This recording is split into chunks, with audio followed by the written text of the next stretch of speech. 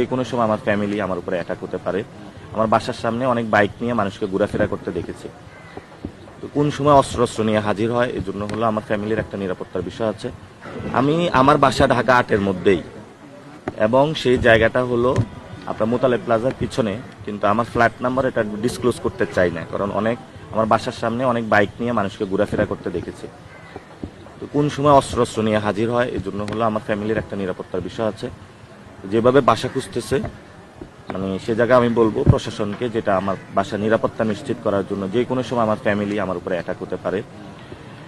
এবং নয়নের যে বাসাটা এটা কিন্তু সার্কিট হাউস রোডে, এবং সেই জায়গায় কিভাবে বাসাটা নিয়েছে, কিভাবে থাকে, ওইখানে কিন্তু বেনজির ছিল না, ওইখানেও তার লিঙ্কিং আছে। কিন্তু তো আমরা এই নয়নকে নিয়ে এখন আলোচনা করে সময় নষ্ট করবো না। ওর যা মন চায় ও করুক। ও যত কথা বলবে মির্জা আব্বাসের ভোট আরো তত কমবে। ঠিক আছে, নয়ন যত কথা বলবে মির্জা আব্বাসের ভোট কমবে। মির্জা আব্বাস যদি ভালো কিছু চায় সে নয়নকে চুপ করাবে।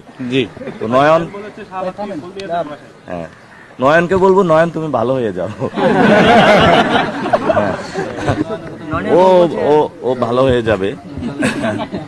ও একটু শোকে কাতর আছে, আসন পায় নাই।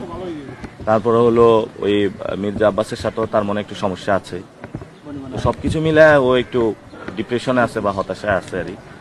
ওরা একটু সুযোগ দেন, ওই মাসুদ ভালো হয়ে যায়, নয়ন তুমি ভালো হয়ে যাও।